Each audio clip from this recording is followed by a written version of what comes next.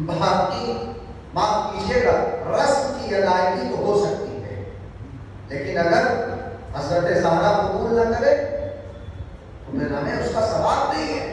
آخرت میں جو ثواب اس مجلس حسین کا ملنا چاہیے، حتیٰ کہ دنیا میں بھی اس کی جزا ملنی چاہیے، اگر بیوی نہ قبول کریں ہم فقط یوں ہی کر دیں تو اس کا مطلب یہ ہے کہ رسم ہے۔ اور میں ایک جملہ کہا کرتا ہوں کہ 2 مہینہ 8 دن ہم محرم کرتے ہیں، 2 مہینہ 8 دن، یا حسین یا حسین، ہر ایک کی زبان پر یا حسین زندہ باد، یا حسین حسین یا زندہ باد، ہر ایک کی زبان پر حسین حسین ہوتا ہے، ہر ایک کی زبان پر، ہر ایک کوشش کرتا ہے کہ سیاہ لباس پہنے، کالے کپڑے پہنے۔ محرم اور سفر لباس کی تبدیلی کا مہینہ نہیں ہے، کردار کی تبدیلی کا مہینہ ہے۔ کردار اس میں بدلنا چاہیے۔ 2 مہینہ 8 دن بعد ہمیں چاہیے کہ ہم اپنے کردار میں جھانک کر کے دیکھیں تو صحیح، جو ہم پہلے تھے 2 مہینہ 8 دن پہلے اب بھی نہیں ہیں۔ امام خمینی فرماتے ہیں، کہتے ہیں اگر کسی کی زندگی میں محرم آئے اور چلا جائے، اس کے اندر کوئی تبدیلی نہ آئے تو پھر اس کے لیے محرم اور سفر نہیں آیا۔ ایک سلمان پڑھے اور محمد والے محمد،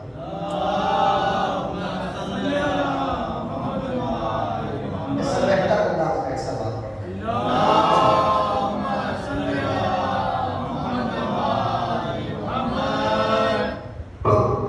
معیار تعداد ہے۔ اچھا،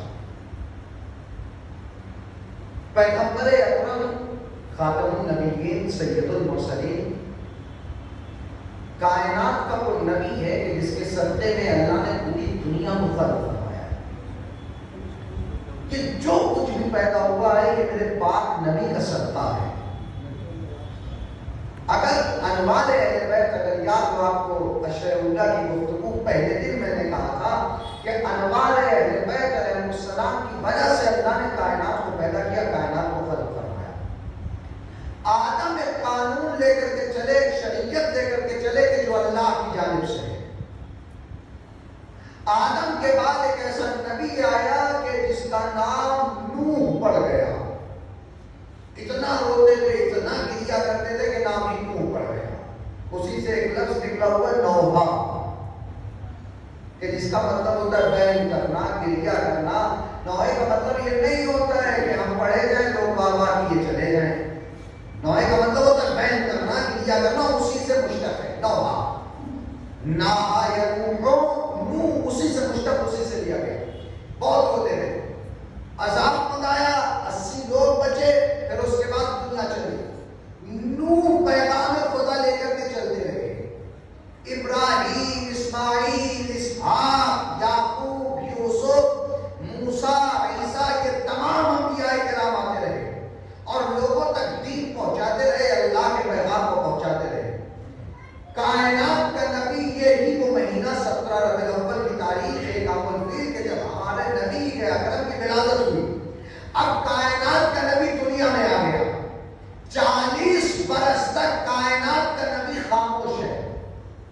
علل اعلان، جیسے بعثت کا اعلان ہو اور پھر اس کے بعد نبوت کا اظہار کیا کہ میں نبی ہوں، 40 برس کے بعد خاموش بالکل۔ 40 برس کے بعد جب مبعوث برسالت ہوئے تو پیغمبر اکرم نے اعلان کیا کہ میں نبی ہوں۔ 40 برس کے بعد اعلان کیا کہ میں نبی ہوں، یہ نہیں کہا کہ میں نبی بنایا گیا۔ 40 برس کے بعد اعلان کیا کہ میں نبی ہوں، یہ نہیں کہا کہ میں نبی بنایا گیا۔ نبی تو اس وقت بنائے گئے کہ جب آدم آبوگل کے درمیان تھے۔ کل تو نبی ہے بابا بین الماء والطین، میں تو اس وقت بھی نبی تھا کہ جب آدم آبوگل کے درمیان تھے۔ تو اعلان نبوت کیا 40 برس کے بعد۔ بہت لوگوں نے یہ تصور کیا کہ 40 برس کے بعد نبی بنے ہی۔ نبی دنیا میں آ کر کے کوئی نہیں بنتا، نبی پیدا ہوتا ہے، نبی بنا نہیں جاتا۔ اچھا، پیغمبر اکرم آئے 40 برس، اب ان 40 برس کے بعد جو کائنات کے نبی نے لوگوں تک دین پہنچایا، طرح طرح کی مشقت۔ بچپن اگر دیکھیں تو وہیں سے مقابلہ شروع ہو گیا، ابو جہل جیسے لوگ، ابو لہب جیسے لوگ، ابو سفیان جیسوں سے مقابلہ، ان ساروں سے مقابلہ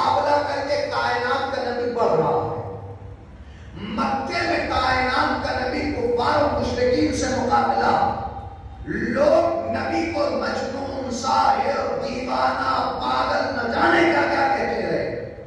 حد یہ ہو گئی کہ کائنات کے نبی کو مکے سے ہجرت کرنی پڑی مدینے تک۔ پیغمبر اکرم نے ہجرت کی، 40 برس کے بعد جو اعلان کیا، اب قرآن مجید کی آیتیں نازل ہونا شروع ہوئی۔ اقرأ باسم ربک الذی خلق، خلق الانسان من علق، آیت نازل ہوئی۔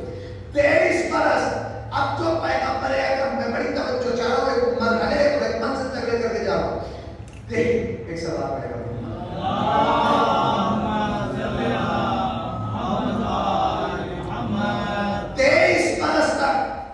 کائنات کا نبی اب اپنی زندگی کے تمام تر احکامات الہی کو لوگوں تک پہنچانا، اس 23 برس کے وقفے میں 40 سے لے کر کے ٹوٹل حیات پیغمبر کی 63 برس، 40 برس ادھر نکالتے بچا 23 برس کے، جس میں پورا قرآن مجید نازل ہوا۔ تو اس 23 برس میں اب پھر مقابلہ ہے، کہیں کوئی کوڑا پھینک رہا ہے، کہیں کوئی راستے میں کانٹا بچھایا جا رہا ہے، کہیں کوئی غلاظتیں پھینکے جا رہا ہے، کہیں کوئی اچھڑے۔ آسان نہیں ہوتا ہے۔ وہ جیسے مولوی کو اگر کوئی کچھ کہہ دے تو بڑا بگڑ جاؤں گا۔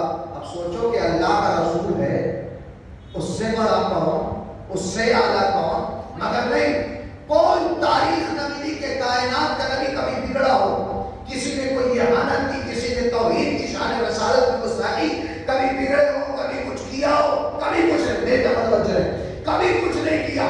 اس 23 برس کے عرصے میں دین پہنچایا، تو اب جب دین پہنچا چکا اور یہ معلوم ہو گیا کہ اجل قریب ہے، موت قریب ہے، پھر یہ کیسے ہو سکتا ہے خود تو چلا جائے اور امت کے درمیان کچھ چھوڑ کے نہ جائے؟ اپنے منزل پر آ گیا۔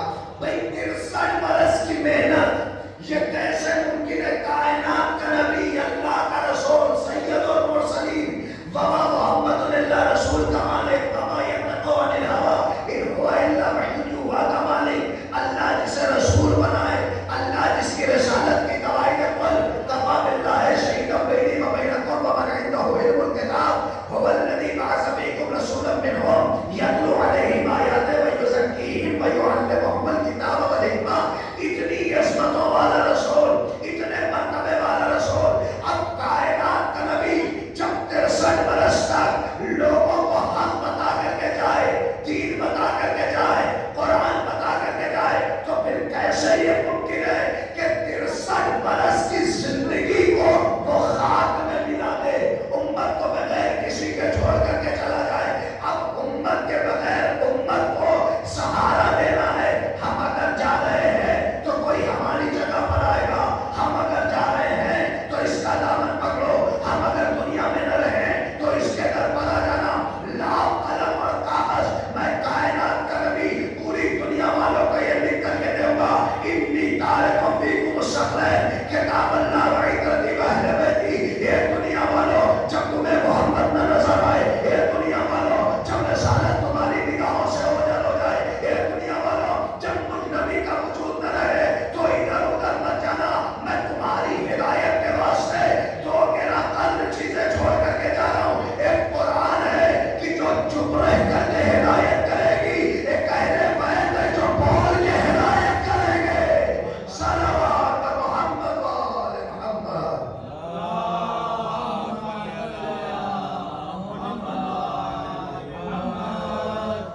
فرمایا اتنی تارک، غور کریں اس حدیث مبارکہ پر، غور کریں، میں چھوڑ کر کے جا رہا ہوں۔ چھوڑا کسے جاتا ہے؟ چھوڑا کسے جاتا ہے؟ جو چیز آپ کے پاس ہوئی نہ، آپ اسے چھوڑیں گے؟ بھائی چھوڑا کسے جاتا ہے؟ جو شے آپ کے پاس موجود ہو آپ وہ چھوڑیں گے، جو چیز آپ کے پاس ہوئی نہ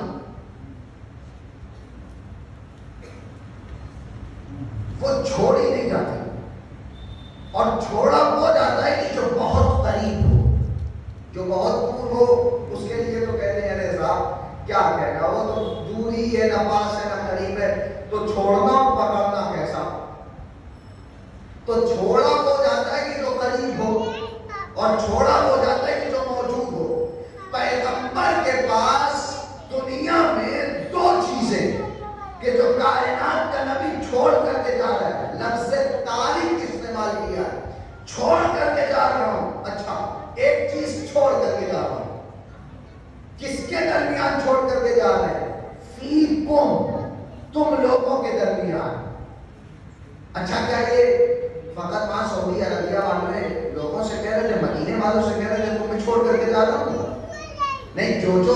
کے رسول کی رسالت کا اعتراف کرتا ہے، رسول میں کہہ رہے نا کہ تم میں چھوڑ کر کے جا رہا ہوں، یا کسی اور سے تم میں چھوڑ کر کے جا رہا ہوں.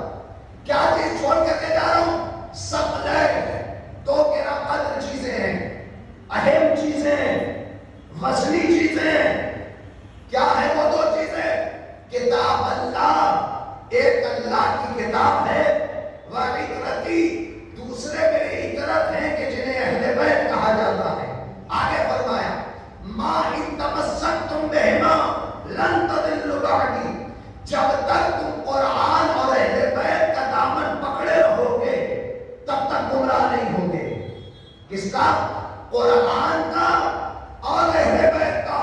تو دو چیزیں پیغمبر اکرم چھوڑ کر کے جا رہے ہیں، ایک قرآن، دوسرے اہل بیت. تو جہاں اہل بیت کا دامن پکڑنا ہے وہی قرآن، جہاں قرآن سمجھنا ہے وہی پر اہل بیت. یہ نہیں ہو سکتا ہے کہ آپ کہیں نہیں ہمارے لیے قرآن کافی، اور یہ بھی نہیں ہو سکتا ہے کہ آپ یہ کہیں کہ ہمارے لیے اہل بیت کافی. قرآن سمجھنا ہو تو اہل بیت کے پاس آنا پڑے گا، اہل بیت سمجھنا ہو تو قرآن کے پاس جانا پڑے گا. انشاءاللہ کل کی مجلس میں بیان کروں گا کہ قرآن کی نگاہ میں اہل بیت کہتے کسے، قرآن کی نگاہ میں اہل بیت ہیں کون. انشاءاللہ کل قرآن سے استدلال آپ کے سامنے پیش کروں گا، مگر آج تھوڑی سی توجہ آپ کے میں چاہتا ہوں. تو دونوں کا دامن پکڑو، ایک قرآن، دوسرے اہل بیت. یہ نہیں ہو سکتا ہے کہ فقط کہ قرآن ہمارے لیے کافی ہے، اور یہ بھی نہیں ہو سکتا ہے کہ فقط کہیں آپ ہمارے لیے اہل بیت کافی ہے. اگر کوئی صرف قرآن کا نعرہ لگائے تو خارجی بنتا ہے، اگر کوئی بس اہل بیت کا نعرہ لگائے تو نصیری بنتا ہے. میں بڑی ذمہ داری کے ساتھ جملے ادا کر رہا ہوں. اگر کوئی قرآن کا نعرہ لگائے، بس قرآن بس قرآن بس قرآن، خارجی بن جاتا ہے. اگر کوئی کہے ہمیں قرآن کی ضرورت ہی نہیں، قرآن سے کیا مطلب آیت ہے، ہمیں کوئی واسطہ ہی نہیں، تو نصیری بن جاتا ہے. دلیل دوں، قرآن کا نعرہ لگانے والے لوگ موجود تھے. وہ کون تھے؟ کوئی اور نہیں تھا، امام علی علیہ السلام کے ساتھ جنگ لڑ رہے تھے، جنگ صفین. جنگ صفین 2 صفوں والی جنگ لڑ رہے تھے. صحابی علی سے مالک اشتر، امام علی علیہ السلام کے بہت بڑے صحابی، پہنچ گئے معاویہ کے خیمے تک، چاہتے ہیں کہ بس اسے قتل کریں اور فتنے کو وہیں پر دفن کر دیں. اتنے میں ہوا یہ کہ لوگوں نے امریاس کی چالاکی کے ذریعے سے نیزے پر قرآن بلند کر دیا گیا. امام علی کے ساتھ رہنے والے، امام علی علیہ السلام کا نعرہ لگانے والے، علی علی کرنے والے، مگر جب انہوں نے دیکھا کہ قرآن بلند ہو گیا ہے تو وہ آئے مالک اشتر کے پاس، آ کر کے کہنے لگے مالک پلٹ چلو، میں جنگ نہیں کرنے. کہا کیوں جنگ نہیں کرو گے؟ کہا دیکھتے نہیں ہو کہ انہوں نے قرآن کو بلند کر دیا ہے، ہم قرآن کے مقابلے میں نہیں آ سکتے، ہم قرآن سے نہیں لڑ سکتے، ہماری قرآن سے کوئی جنگ نہیں ہے. مالک اشتر نے کہا کہ لڑو ان سے لڑو. پوچھا کیوں؟ کہا اس لیے کہ ان کے ہاتھوں میں وہ قرآن ہے کہ جو لکھا ہوا ہے، ہمارے پاس وہ قرآن ہے کہ جو بولتا ہوا ہے. میں توجہ چاہ رہا ہوں، ہمارے پاس وہ قرآن ہے جو بولتا ہوا ہے. یہ قرآن نہیں ہے تم جسے قرآن سمجھ رہے ہو، قرآن لے کر کے نہیں آئے ہیں، یہ تمہیں دھوکہ دینا چاہتے ہیں. کیا ہو گیا ہے تمہیں؟ مگر مالک اشتر، نتیجہ کیا ہوا؟ مالک کہتے رہے کہ لڑو یہ قرآن نہیں ہے، مگر وہ یہ کہتے رہے کہ یہ قرآن ہے. نتیجہ یہ ہوا کہ ان کی سمجھ میں یہ والا قرآن تو آیا، مگر جو وارث قرآن تھا اس کے خیمے کا گھیراؤ کر بیٹھے. کہنے لگے مالک کو بلا لو ورنہ علی ہم آپ کو مار ڈالیں گے. یہ صرف قرآن کا نعرہ لگانے والے تھے، صرف قرآن کرنے والے تھے، جن کو اہل بیت کی معرفت نہیں تھی، جو اہل بیت کو پہچانتے نہیں تھے، جو جنہیں اہل بیت کی منزلت کا علم نہیں تھا، جنہیں اہل بیت کے مرتبے کا پتہ نہیں تھا. مالک اشتر نے کہا کہ نہیں، تو کس چیز کے ذریعے سے بہلایا گیا؟ قرآن کے ذریعے سے.